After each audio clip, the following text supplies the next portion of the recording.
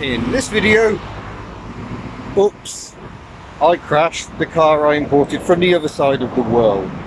Let's jump to the live action, how it unfolded. Sadly I didn't capture the moment on camera, I wasn't recording, but the immediate aftermath I did capture. Well, that wasn't how this was meant to go. We skidded off the road, came off that roundabout. I was gently on the throttle and it's kicked around and gone a bit wrong. I was barely touching the car. I don't know if there's any diesel down or something, but gone back. This truck wants to tow me out, and yeah, not great.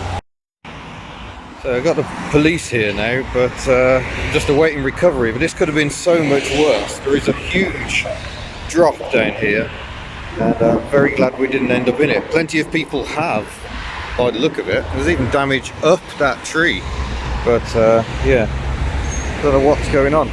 I've never had a car snap away that suddenly. And so we find ourselves stuck at the side of the road. You can still see I've got the opposite lock on. I was desperately trying to catch the slide, and it seems my friend Bruce crashed right here about 2 weeks ago. So what's going on with this roundabout, I don't know, but it clearly catches out rear-wheel drive cars. I'm thinking I need some better tyre. Maybe my good rides that I had fitted when I was on the South Island of New Zealand aren't quite up to the job. But yeah, it just got away from me so quickly. I've never experienced, well, I have experienced something like it, and it was the first time I experienced lift-off oversteer in a Subaru Impreza, and it went very badly wrong. When I was a young, stupid boy driving like a twat. But I wasn't driving like a twat. I was gently accelerating onto a roundabout, and away she went. Thank goodness she didn't drop down the edge, but turning into a video I hope never to make. A crash video. I hope she's alright. Getting so much attention here from people in the other side of the road, but I'm starting to think I should have got a please subscribe sign that I could hang up, but there we go, missed opportunities, can't think of everything. She's out, she got a turn, she has escaped from here, but you can see loads of cars been off here, bits of cars everywhere, wheels, bumpers, all sorts, damaging the trees. So yeah, Lincoln Council, you need to sort this out, this is dangerous. You've got a sign up apparently that warns of a slippery surface, but you're on a roundabout, you're checking for traffic, you don't see those signs. And I'm not sure what I could have done differently to avoid that skid. It was like ice. So yeah, sort it out. And there we go, she's out and okay and seemingly driving fine. So Betty is getting recovered because it's taken a huge chunk out of the alloy wheel on this side, and it's not really the place to try and swap to the spare, which doesn't have a good tyre anyway. So we're going back to Eddie's house again. So they have got a sign saying caution, it's slippy, but by that stage you're onto the roundabout, you're almost onto the slippy. So what you're meant to do, you lift off because it says it's slippy, and then you're just going to lose control more. As it happens, I didn't see the sign, but yeah, frustrating. So we're now going to see what we do next. We are some hours after the event now. I'm actually back at my friend Eddie's house. We've come back here to collect his car trailer, and we're going to bring Betty back here.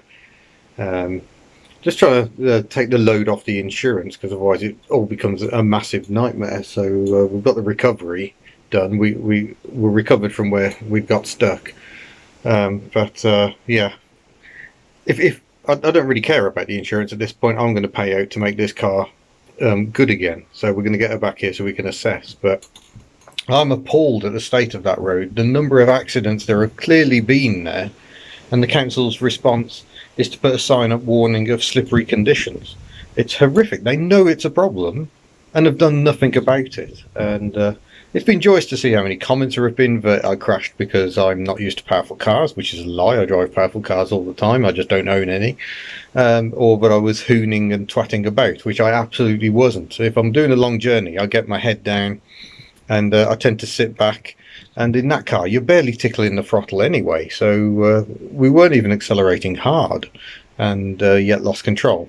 Turns out a friend of mine, I can't remember if I've already said, lost control of his car there. He was luckier and didn't spin it, but he was towing a car at the time. So again, he wouldn't have been going quickly, but it clearly upsets rear-wheel drive cars. Maybe so many cars are front-wheel drive these days that they're not losing it there. But if it's wet, it's horrific. So I can't say I have any particular desire to come anywhere near Lincoln again, which is a shame because that cathedral is lovely. But the council aren't actually going to maintain the roads to a safe level, then that's not good enough. And I'm not going to be lodging a claim against the council, but I do wish someone would actually take some notice. Apparently they just pay out anyway and then still don't fix things, so what's the point suing them? What do I actually achieve? It's just more cash-strapped councils with no money.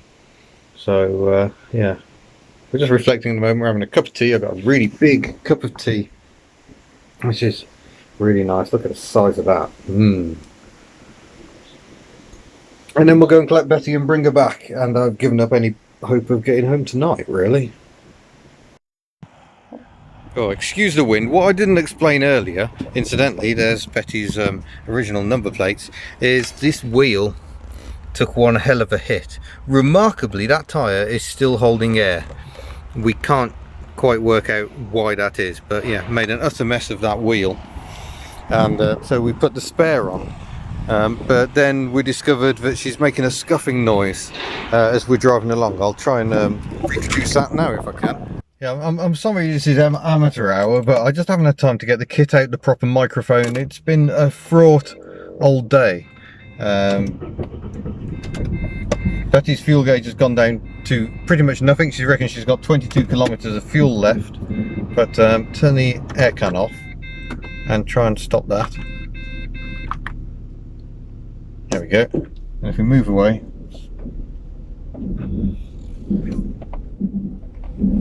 something is very, very grindy at the back. What we think has happened is that a handbrake cable has been snagged either when it went into the bushes or as it came off again. It's stopped now. Oh no. Oh, that is horrible. So yeah, we weren't going to drive it back to my mate's house like that, so yeah, we're not, and now we're going to try and drive it onto the trailer. So we are loading Betty up, and we'll go back to where I started this morning, what feels like days ago, but it was just this morning. A Hyundai Terracan is our tow vehicle of choice, and I must say, quite a splendid vehicle actually. I was going to buy one of these and didn't, so at least I'm getting to experience one. So we got the car back to assess, and that is not looking ideal, I would say. Now it could be we got a buckled rim, but this is the spare wheel, this isn't the one we took off, and that is not looking or sounding ideal. But yeah, you can see the hub going up and down in the middle, I think. I reckon it might have bent the half shaft. Yeah. That's very pretty though, isn't it? Yeah. Ooh. Balls. The axle, but only marginally. Yeah, we kind of need a half shaft.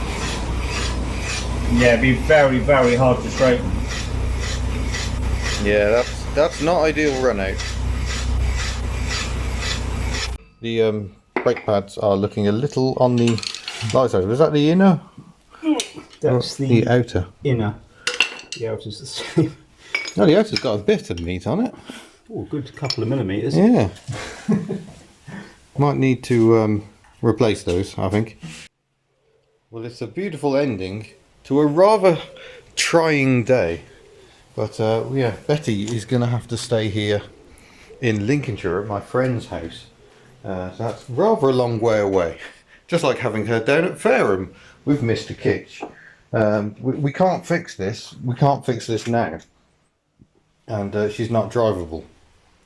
Eddie, ridiculously, has offered to tow Betty all the way back to Wales. But I think it's a better idea to leave her here. Because he's also kindly offered to fix the problem. It may be possible to straighten that half shaft. It's bent right here at the end. I'm not sure. So I think we're going to have to try and acquire a half shaft from somewhere. And these weren't used on the independent rear suspension because we've got a solid beam axle here with Watts linkage, all very, very nice actually. And so we're going to have to acquire some parts, but there's a few extra scrapes she's picked up today. And perhaps unsurprisingly, a big scratch down the sill there, which is just plastic anyway. But it could have been so much worse. I'm just really gutted because I wasn't driving like an idiot, and we still had an almighty off. I'm just so glad we didn't fall into that dip. But to know so many people have crashed there, a friend of ours and a truck and other people, and their solution to this seems to be to put a sign up to say there's a slippery surface.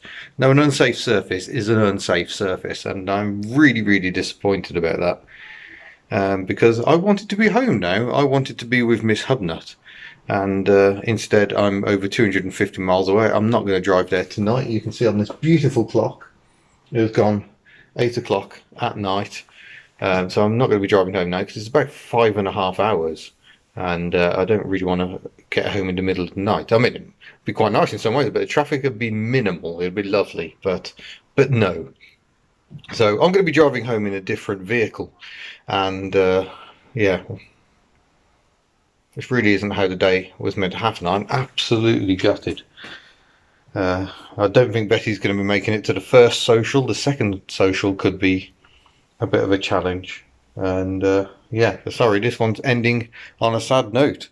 Betty goes sideways. Is that going to be the next t-shirt design? No, I'm just too gutted to think about stuff like that. Incidentally, if you've got orders in the shop, obviously that's going to be a bit held up at the moment. Miss Hubnut's trying her best, but she has also got a near full-time job at the moment, so we are going to fall behind with that. We're not been able to get the hoodies ordered, but people have been ordering, so we'll get on it, folks. But give us a few days, and we'll get it all sorted. But yeah, as ever, thanks for your support. And we'll see what happens. I don't really know how to end this one. I don't feel like doing a pachu because yeah, it's sad times. So you can just look at my t-shirt instead. Oh.